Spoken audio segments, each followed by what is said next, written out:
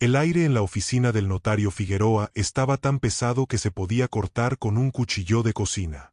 Era ese tipo de silencio sepulcral que solo se encuentra en los velorios o en las lecturas de testamento donde hay demasiado dinero de por medio. Yo estaba sentado en una silla de cuero que rechinaba con cada uno de mis movimientos, sintiéndome como un extraño en mi propia familia. Mis manos sudaban. Frente a mí, sobre un escritorio de caoba maciza que parecía un altar, descansaba un fajo de papeles que definiría el resto de mi vida. Solo es una formalidad, hermanito, dijo Roberto, mi hermano mayor, rompiendo el silencio con esa voz de seda que usaba cuando quería venderte un seguro o convencerte de que le prestaras el coche. Roberto vestía un traje de 3 piezas que probablemente costaba más que mis últimos 3 meses de renta. A su lado, Elena, la mediana, no dejaba de mirar su reloj de oro. Ella siempre había sido la impaciente, la que quería que todo se resolviera para ayer. Por favor, firma ya. El notario tiene otros asuntos y nosotros también. No compliques las cosas, sabes que papá quería que esto fuera rápido para evitar que el fisco nos quitara la mitad de la propiedad por impuestos sucesorios, añadió ella, acercándome una pluma estilográfica de plata. Estábamos en el corazón de la Ciudad de México, en un despacho de las lomas donde el ruido del tráfico se sentía como un eco lejano. Mi padre había muerto hacía apenas 2 semanas. El duelo todavía me pesaba en el pecho, una presión constante que me impedía pensar con claridad. Yo siempre fui el soñador, el artista que se conformaba con poco, mientras ellos se habían dedicado a construir imperios de la mano del viejo. Por eso, cuando me dijeron que habían preparado una transferencia simplificada de los bienes, les creí. O quería creerles. El notario Figueroa, un hombre pequeño con anteojos que parecían lupas, carraspeó y ajustó el documento frente a mí. Como bien dicen sus hermanos, joven, este documento consolida los activos de la empresa familiar bajo una administración centralizada. Al firmar aquí, usted agiliza el proceso de sucesión y nos permite liberar los fondos bloqueados en las cuentas suizas de su padre. Es un procedimiento estándar, se lo aseguro. Miré el papel. Estaba lleno de términos legales enredados, una sopa de letras que mi mente cansada no lograba descifrar. Fideicomiso, enajenación de activos, cesión de derechos. Mis hermanos estaban de pie, flanqueándome, como 2 buitres esperando que la presa finalmente dejara de moverse. Vamos, no nos hagas perder el tiempo, insistió Roberto, poniendo una mano afectuosa sobre mi hombro, pero apretando con una fuerza que me resultó extraña. Ya lo revisamos con los contadores. Es lo mejor para todos. Si no firmas hoy, las cuentas se congelarán por años en un juicio sucesorio interminable. ¿Quieres quedarte en la calle mientras los abogados se comen todo? Tenía la pluma en la mano. El frío del metal me dio un escalofrío. Estaba a punto de apoyar la punta sobre la línea de puntos, justo debajo de mi nombre impreso en letras de molde. El mundo parecía haberse reducido a ese pequeño espacio en blanco. Roberto sonrió, una mueca de triunfo que no alcanzó a sus ojos. Elena exhaló un suspiro de alivio, ya guardando su teléfono en el bolso. Es por el bien de la familia, susurró ella. En ese preciso instante, un estruendo sacudió la oficina. No fue un ruido normal. Fue el sonido de las puertas dobles de la entrada chocando violentamente contra las paredes. El sonido de unas botas de combate resonó con una cadencia metálica y precisa sobre el piso de mármol del pasillo principal. Era un ritmo que no pertenecía a ese edificio de lujo, un ritmo que traía consigo el olor a pólvora y desierto. El notario se puso de pie de un salto, dejando caer su sello oficial. Mis hermanos se giraron, pálidos, como si hubieran visto un fantasma. Yo me quedé paralizado, con la pluma a milímetros del papel. Ni se te ocurra poner una sola gota de tinta en ese papel. Tronó una voz que conocía desde la infancia, pero que ahora tenía una autoridad de acero. Era mi hermana, la capitana Valeria Garza. Se suponía que estaba desplegada en una misión de alta seguridad en la frontera norte, incomunicada. Pero ahí estaba ella, con el uniforme de fatiga lleno de polvo, los ojos inyectados en sangre por la falta de sueño y esa mirada de águila que siempre sabía cuando alguien estaba mintiendo. No venía a darnos un abrazo de condolencias, Venía a detener una ejecución. «Suelta esa pluma ahora mismo», ordenó, cruzando la habitación en 3 zancadas y apartando a Roberto de un empujón que lo dejó tambaleándose contra la estantería de libros legales. El notario intentó cubrir el documento con la mano, pero Valeria fue más rápida. Le dio un manotazo a la mesa que hizo saltar el tintero. «Capitana, esto es una oficina privada. Usted no tiene jurisdicción aquí», balbuceó el notario con la voz temblorosa. «En esta sala se está cometiendo un fraude, Figueroa», respondió ella, inclinándose sobre el escritorio hasta quedar cara a cara con él. «Y si mi hermano firma eso, no solo pierde su herencia, pierde su libertad». Me quedé mirando a Valeria, luego a mis hermanos, quienes de repente no podían sostenerme la mirada. El ambiente se volvió gélido. Sabía que lo que estaba a punto de ocurrir no era solo una pelea familiar, sino el desmantelamiento de una traición que había sido planeada en las sombras, mientras yo aún lloraba frente al ataúd de mi padre. Valeria no se movió de su posición. Se quedó ahí, plantada como una estaca en medio de la oficina, con las botas llenas de barro seco manchando la impecable alfombra persa del notario. Su sola presencia desentonaba con el lujo estéril del lugar. Ella era realidad pura, ruda y peligrosa, mientras que todo lo demás, los trajes de mis hermanos, las sonrisas fingidas, las palabras legales, se sentía de pronto como una escenografía barata a punto de desplomarse. «Valeria, por el amor de Dios, baja la voz. Estás haciendo un espectáculo», dijo Elena, tratando de recuperar su postura de mujer de negocios, aunque le temblaba el labio inferior. «Esto es un asunto civil, no una de tus misiones de rescate. Estamos arreglando el desastre que dejó papá». Mi hermana soltó una carcajada seca, un sonido sin pizca de alegría que resonó en las paredes de madera. Se quitó la gorra de campaña y la arrojó sobre el escritorio de caoba, justo encima de los papeles que yo casi había firmado. «¿Arreglando el desastre?». Valeria se acercó a Elena, caminando con esa lentitud depredadora que usan los soldados cuando están despejando una zona de conflicto. «Te conozco, Elena. Conozco cada una de tus tácticas de manipulación desde que teníamos 10 años. Pero esto no es un juego de muñecas. Esto es una emboscada en toda regla». Roberto intentó intervenir, tratando de rodear a Valeria para acercarse a mí, pero ella extendió un brazo, bloqueándole el paso con la rigidez de una barra de hierro. No necesitó usar la fuerza. Su mirada fue suficiente para que mi hermano mayor diera un paso atrás, tragando saliva. «Hermanita, te ha afectado el sol del desierto», dijo Roberto con una voz que pretendía ser conciliadora pero que sonaba aguda y desesperada. «Estamos intentando proteger a nuestro hermano. Él no sabe de finanzas, no sabe de leyes. Si no firma, la Secretaría de Hacienda se va a dar un festín con nosotros». Valeria se giró hacia mí. Sus ojos verdes, que usualmente eran cálidos, ahora parecían 2 rádares analizando cada detalle de la habitación. Me miró de arriba abajo, evaluando mi estado de shock, y luego fijó su atención en el notario Figueroa, quien estaba intentando, de manera muy poco sutil, deslizar el fajo de papeles hacia un cajón abierto. «Quieto ahí, Figueroa», le gritó Valeria. El notario saltó en su silla como si le hubieran aplicado una descarga eléctrica. «Si esas manos se mueven 1 centímetro más hacia ese cajón, voy a considerar que estás destruyendo evidencia de un delito federal.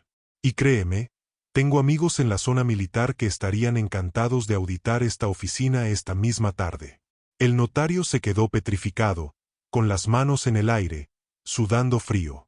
Valeria regresó su atención a la mesa y con la precisión de quien desarma un fusil a ciegas, empezó a pasar las páginas del documento que yo tenía frente a mí. No las leía como una persona normal. Sus ojos saltaban de párrafo en párrafo, buscando palabras clave, firmas cruzadas y sellos de agua. «Saben perfectamente por qué estoy aquí», dijo ella sin levantar la vista del papel. Recibí un pitazo. Un informe de inteligencia que no esperaban que llegara a mis manos. Pensaron que, como estaba en la sierra, incomunicada por la operación, podrían dar el golpe antes de que yo regresara. Planearon esto cronométricamente para que coincidiera con mi despliegue. Eso es paranoia. Chilo Elena. Papá murió y hay que mover el dinero. Es lógica simple. No, Elena. Es logística, corrigió Valeria con una frialdad aterradora. En el ejército aprendemos a identificar patrones de traición. Primero, la urgencia innecesaria. ¿Por qué citar a nuestro hermano un martes a las 8 de la mañana, sin darle copia previa del contrato? Segundo, el aislamiento. Lo trajeron aquí solo, sin su propio abogado, rodeado de expertos que le dicen qué hacer. Y tercero, el encubrimiento. Valeria golpeó el fajo de papeles con el índice. He visto este tipo de contratos antes. Se usan para lavar activos en empresas fantasma en las Islas Caimán o para pasarle la cuenta de gastos a un chivo expiatorio. Ustedes no quieren que firme para que reciba su parte. Quieren que firme para que él sea el dueño legal de los esqueletos en el closet de papá. Yo sentí un vacío en el estómago. Miré a Roberto, buscando una negación, está loca, pero él no me miraba. Estaba mirando el reloj en la pared, como si contara los segundos para que una bomba estallara. Valeria, basta de teatro, dijo Roberto, intentando sonar firme. Eres una excelente oficial, pero aquí no estás al mando. Estos son documentos notariales legítimos. Si tienes alguna duda, podemos revisarlos mañana con calma, pero ahora mismo la ventana de oportunidad para la transferencia se cierra. Valeria sonrió de lado, esa sonrisa que solo sacaba cuando sabía que tenía al enemigo acorralado en un callejón sin salida. Se inclinó sobre el escritorio, tomó la pluma de plata que yo había dejado caer y la sostuvo frente a los ojos de Roberto. La ventana ya se cerró, Beto. Y no te preocupes por mañana. Porque hoy, aquí mismo, frente a nuestro hermano y frente a este notario que ya está pensando en qué cárcel va a dar, vamos a leer la última página. Esa que viene escondida detrás del anexo de propiedad intelectual. La página que Figueroa intentó ocultar bajo su carpeta de cuero. Valeria extendió la mano hacia el notario, con la palma hacia arriba. No dijo nada. Solo lo miró. El hombre, temblando visiblemente, metió la mano bajo una carpeta de piel negra y extrajo una hoja de papel bond, blanca, sin el membrete oficial del resto del fajo, pero con el sello seco de la notaría ya impreso. Dámela, ordenó Valeria. El notario se la entregó. Valeria la tomó, me miró con una mezcla de lástima y protección feroz, y luego se volvió hacia mis hermanos. Ahora empieza la verdadera lectura del testamento, sentenció. Y les juro que más de uno de ustedes va a desear que me hubiera quedado en la sierra. El silencio que siguió a las palabras de Valeria fue tan denso que juraría que podía escuchar el sudor de Figueroa goteando sobre su corbata de seda. Roberto intentó dar un paso hacia adelante, con la intención de arrebatarle la hoja a mi hermana, pero ella, sin siquiera mirarlo, puso la mano sobre la cacha de su arma de cargo. No la desenfundó, no fue una amenaza abierta, pero el movimiento fue tan fluido y profesional que Roberto se quedó congelado en su sitio, como si un rayo láser le estuviera apuntando directamente al pecho. Ni lo pienses, Beto, dijo Valeria con una voz que era puro hielo. Atroz. 2 pasos atrás. Ahora. Roberto obedeció, con el rostro descompuesto por una mezcla de rabia y terror. Elena, por su parte, se había hundido en una de las sillas laterales, ocultando sus manos temblorosas bajo su bolso de diseñador. La oficina, que minutos antes parecía el escenario de una transición financiera civilizada, se había transformado en una sala de interrogatorios de alta tensión. Valeria puso la hoja suelta sobre el escritorio, justo encima del contrato que yo casi firmo. Luego, con un gesto seco de la cabeza, le ordenó al notario que se acercara. Adelante, licenciado. No me haga perder el tiempo, le espetó Valeria. Lea el párrafo 4 de este anexo especial. Y léalo fuerte, para que mi hermano entienda exactamente qué tipo de regalo le tenían preparado sus queridos mayores. El notario Figueroa se acomodó los anteojos con dedos que bailaban de nerviosismo. Aclaró su garganta 3 veces, pero su voz seguía sonando como el roce de un papel de lija. Cláusula de asunción de pasivos contingentes y renuncia a la protección de bienes. Empezó a leer el notario, con la voz quebrada. En español, Figueroa. En español para que todos lo entendamos, le interrumpió Valeria, golpeando la mesa con el puño. El hombre tragó saliva y reanudó la lectura, tratando de evitar la mirada de cualquiera de los presentes. Por medio de la presente firma, el beneficiario acepta recibir la titularidad de la inmobiliaria Garza S.A.D.C.B., reconociendo y asumiendo de manera personal, irrevocable y solidaria todas las deudas, hipotecas, juicios fiscales pendientes y responsabilidades penales derivadas de las auditorías en curso del ejercicio 2021 al 2024. El beneficiario libera expresamente a los demás herederos, Roberto y Elena Garza, de cualquier responsabilidad civil o penal relacionada con dichas deudas, aceptando que su patrimonio personal actual y futuro sea utilizado como garantía de cobro ante las autoridades hacendarias y acreedores bancarios. Me quedé helado. Mi mente, que no es experta en finanzas, tardó unos segundos en procesar el golpe, pero Valeria se encargó de traducirlo para mí con la precisión de un informe de daños post-combate. ¿Entiendes ahora, hermanito?, dijo ella, mirándome a los ojos. No te estaban dando la empresa de papá. Te estaban entregando una bomba de tiempo con la mecha encendida. La inmobiliaria está en la quiebra y bajo investigación por lavado de dinero. Al firmar esto, Roberto y Elena se quedaban con el efectivo, las casas en la playa y los coches, totalmente limpios de polvo y paja. Tú, en cambio, te convertías en el dueño de las deudas, y lo que es peor, en el responsable legal de los fraudes que ellos mismos cometieron. Me levanté de la silla de golpe, sintiendo una náusea violenta. Meyer a Roberto. Su máscara de hermano mayor protector se había caído por completo, revelando a un hombre desesperado y mezquino. Teníamos que salvar el patrimonio, gritó Roberto de repente, perdiendo los estribos.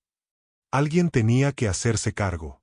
Tú no tienes nada que perder, no tienes familia, no tienes una carrera que proteger. Elena y yo tenemos mucho en juego. Solo era cuestión de tiempo para que Hacienda nos cayera, y si el nombre de uno de nosotros estaba ahí, podíamos negociar. Ivan a mandarm a la cárcel, le grité, con la voz rota por la incredulidad. Sus propios hermanos. No seas dramático, intervino Elena, levantándose con una frialdad que me dio más miedo que los gritos de Roberto. Los abogados ya tenían una estrategia para sacarte en un par de años. Te hubiéramos mantenido bien, tendrías una cuenta esperándote al salir. Era un sacrificio necesario para que el apellido Garza no se hundiera en el fango. Valeria soltó una carcajada amarga. Lo que ustedes llaman sacrificio necesario, en el Código Penal se llama fraude procesal y asociación delictuosa, dijo ella, sacando su teléfono personal y activando una grabación. Y en mi mundo, se llama traición a la patria, o al menos a la sangre. No puedes hacernos nada, Valeria, desafió Roberto, tratando de recuperar algo de terreno. Esa hoja no significa nada si no está firmada. Es solo un borrador. No hay delito si no hubo firma. Valeria guardó silencio por un momento, y una sonrisa depredadora apareció en su rostro. Fue entonces cuando me di cuenta de que mi hermana no había llegado ahí por casualidad, ni solo para detener la firma. Había llegado para terminar la guerra. Tienes razón, Beto, dijo ella con suavidad. Por eso no vine sola. Figueroa, le gustaría decirle a mi hermano que hay en la carpeta roja que tiene bajo su escritorio, o quiere que mis compañeros de la Policía Federal, que están esperando mi señal en el lobby, entren a buscarla. El notario se puso blanco, literalmente blanco, como si la sangre se le hubiera drenado por los pies. Sus ojos se movieron frenéticamente hacia la puerta. No, no es necesario, balbuceó el notario. Yo solo seguía instrucciones de los señores Garza. El notario ya les vendió la cabeza, hermanos, dijo Valeria, cruzándose de brazos. Él me dio la copia del testamento real anoche, a cambio de que no lo hundiera junto con ustedes. Porque hay un testamento real, uno que papá escribió 3 días antes de morir, donde los desheredaba a los dos por haber intentado saquear las cuentas de la empresa mientras él aún respiraba. El ambiente en la oficina cambió de inmediato. Ya no era una discusión sobre un contrato, era el inicio de un desplome total. Roberto se dejó caer en un sofá, tapándose la cara con las manos. Elena empezó a marcar frenéticamente en su teléfono, pero Valeria se lo arrebató de un movimiento rápido. El juego se acabó, sentenció Valeria. Ahora, vamos a hablar de cómo van a confesar todo esto si no quieren que los saque de aquí encadenados frente a todas las cámaras de televisión de las lomas. Me senté de nuevo, sintiendo que el mundo que conocía se había evaporado. Pero al mirar a Valeria, firme y protectora frente a mí, supe que aunque lo había perdido todo, por primera vez en mi vida, estaba seguro. Valeria mantuvo su posición de mando, ignorando los sollozos ahogados de Elena y el silencio sepulcral de Roberto. El despacho, que siempre había sido un símbolo de prestigio y linaje, se sentía ahora como una ratonera. Mi hermana extendió la mano hacia el notario Figueroa, quien parecía haber envejecido 10 años en los últimos 10 minutos. La carpeta roja, Figueroa. Ahora, ordenó Valeria. Su voz no admitía réplicas. Era el tono de alguien que ha dado órdenes bajo fuego enemigo y sabe que cada segundo cuenta. El notario, con las manos temblándole como si tuviera un ataque de nervios, abrió el compartimento secreto bajo su escritorio. Sacó una carpeta de piel roja, desgastada en las esquinas, que contrastaba violentamente con los documentos blancos y modernos que nos habían presentado al principio. La puso sobre la mesa con una reverencia casi religiosa, como si estuviera entregando su propia sentencia de muerte. «Este es el documento original», susurró el notario, sin atreverse a mirar a mis hermanos. «El que su padre dictó en el hospital, 3 días antes del desenlace. Yo fui testigo de su lucidez. Él sabía perfectamente lo que estaba haciendo». Valeria tomó la carpeta y me la pasó. «Ábrela tú», me dijo con una suavidad que me desarmó. «Tú eres el único aquí con las manos limpias». Con el corazón martilleando contra mis costillas, abrí la carpeta. Lo primero que vi fue la letra de mi padre. No era la tipografía perfecta de una computadora, sino su caligrafía apresurada, algo temblorosa por la enfermedad, pero firme en su propósito. Había una nota manuscrita prendida al frente que decía: «Para el único que no me pidió nada mientras me estaba muriendo». Sentí un nudo en la garganta. Mis hermanos se pusieron de pie, movidos por una curiosidad mórbida y un miedo visceral. Valeria les hizo una seña para que se mantuvieran a raya mientras yo empezaba a leer el contenido del verdadero testamento.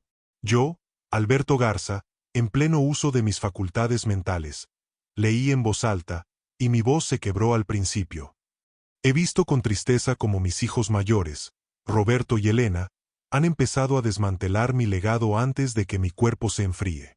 He documentado sus transferencias no autorizadas, sus firmas falsificadas en las actas de asamblea y su plan para utilizar a su hermano menor como un escudo legal ante las investigaciones de la Unidad de Inteligencia Financiera.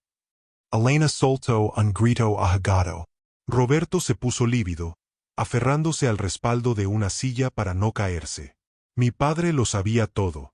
No era el viejo distraído que ellos creían.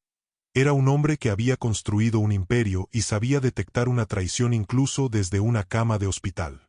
«El testamento continúa», dijo Valeria, señalando el párrafo siguiente. «Lee la parte de la repartición.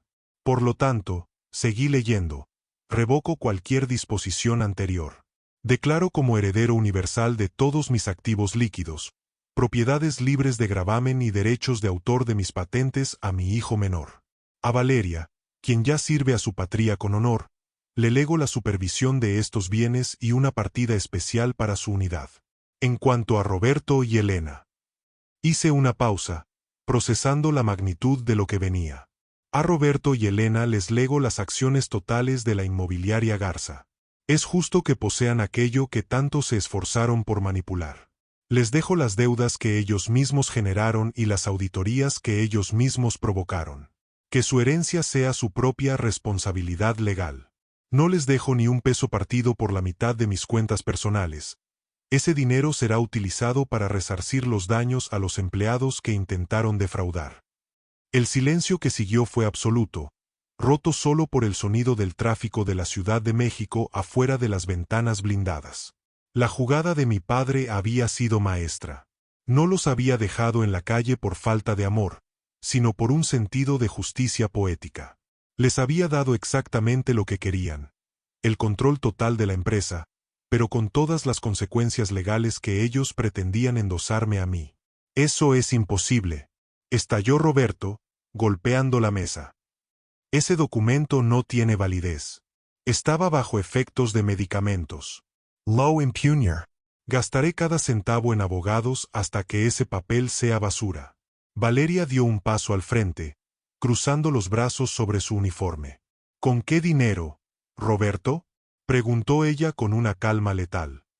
Tu cuenta personal fue congelada hace 20 minutos por una orden judicial. La investigación por lavado de dinero ya no es una amenaza lejana, es una realidad.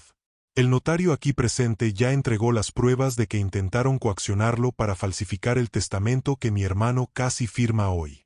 Elena empezó a sollozar de verdad, cayendo de rodillas. Por favor, Valeria, somos familia. No pueden hacernos esto. Habla con tus contactos, detén esto. Yo no detengo la justicia, Elena. Yo la protejo, respondió mi hermana sin un ápice de duda. Ustedes intentaron destruir la vida de nuestro hermano, el único que de verdad quería a papá por quien era y no por su chequera. Lo trataron como un peón desechable. En el ejército, a eso se le llama fuego amigo, y es el peor de los crímenes. Valeria sacó su radio y dio una instrucción breve. En menos de un minuto, los pasos pesados que habíamos escuchado antes regresaron, pero esta vez venían acompañados por el tintineo de las esposas.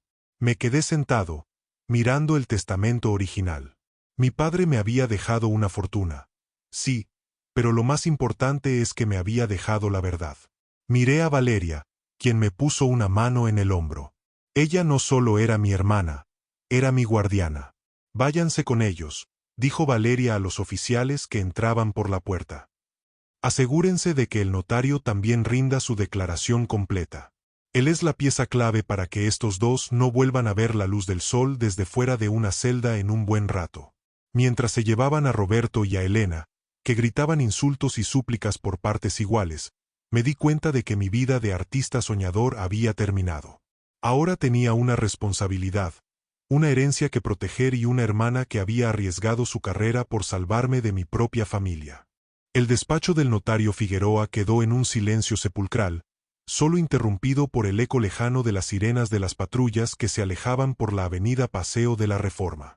El aire, antes cargado de traición y desesperación, se sentía de pronto extrañamente ligero, como si la salida de Roberto y Elena se hubiera llevado consigo toda la toxicidad que había asfixiado a nuestra familia durante décadas. Valeria se acercó a la ventana y corrió las pesadas cortinas de terciopelo, dejando que la luz cruda del mediodía de la Ciudad de México inundara la oficina. El polvo flotaba en los rayos de sol, bailando sobre el escritorio de caoba que ahora sostenía el verdadero destino de los Garza.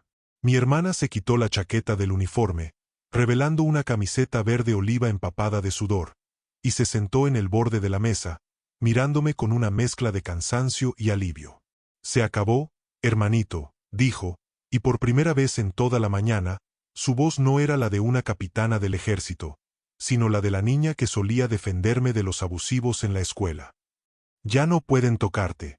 Yo seguía con el testamento original entre las manos. El papel se sentía pesado, como si tuviera masa física propia. Miré a Valeria, sintiendo un nudo en la garganta que apenas me dejaba articular palabra. ¿Cómo lo supiste?